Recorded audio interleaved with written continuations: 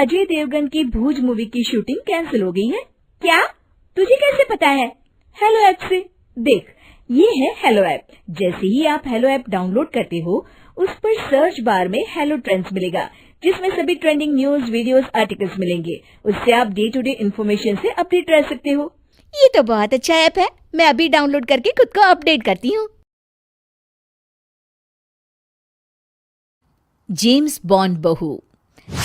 गंगानगर में सुमन अपने बेटे योगेश, बहू मीना और बेटी शीला के साथ रहा करती थी। मीना ने लॉयर की पढ़ाई की होती है और वो जॉब करना चाहती है। सुनो जी, मुझे एक डिटेक्टिव एजेंट के यहाँ जॉब मिल रही है। जॉब? वो भी डिटेक्टिव का? अरे ओ बहू, कोई जॉब करने की जरूरत नहीं है। अरे तुम जॉब करोगी तो घर का काम कौन संभालेगा? मीना घर के कामकाज पर ही ध्यान देने लगती है। सुमन भी उसे काम पर लगाए ही रखती है। इधर शीला कुछ ज्यादा ही वक्त कॉलेज में बिताने लगती है। अरे इतनी रात हो गई, कहाँ थी तुम बेटा अब तक? फोन भी नहीं लग रहा था तुम्हारा। माँ, वो हमारी एक्स्ट्रा क्लासेस चल रही है ना, और फोन की ना बैटरी खत्म हो गई थी। अरे तो किसी और के फोन से इन्फॉर्म कर देती माँ, और मुझे कितनी चिंता हो रही थी। धीरे धीरे शीला रोज ही देरी से घर आने लगती है। कभी पढ़ाई का बहाना बनाती तो कभी कुछ और।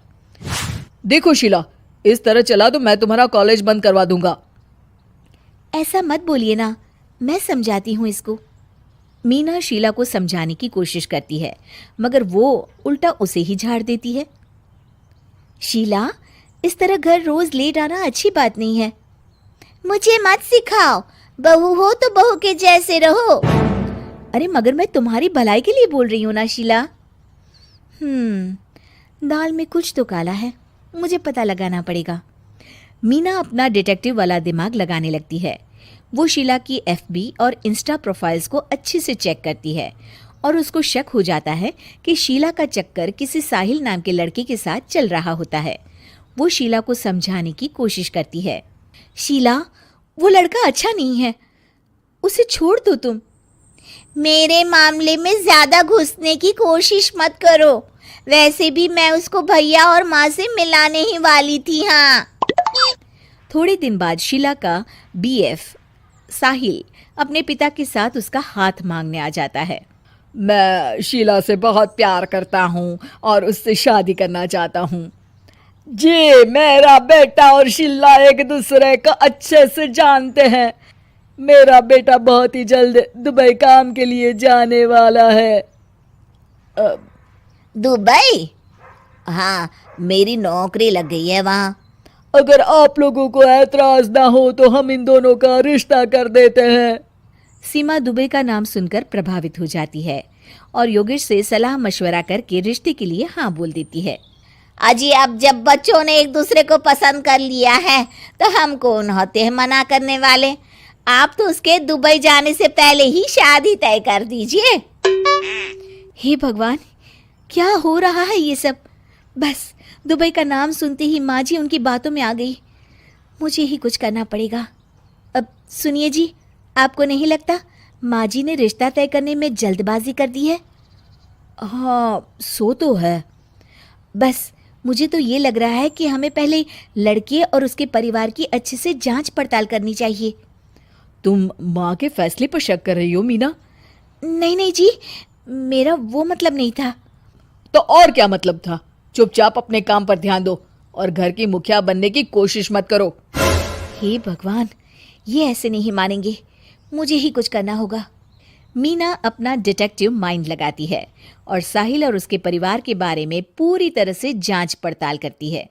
तभी साहिल के पापा उनके घर कॉल करते हैं।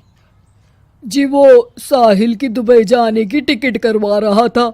अगर आप हाँ बोले तो शादी होते ही शीला भी उसके साथ ही दुबई चली जाएगी।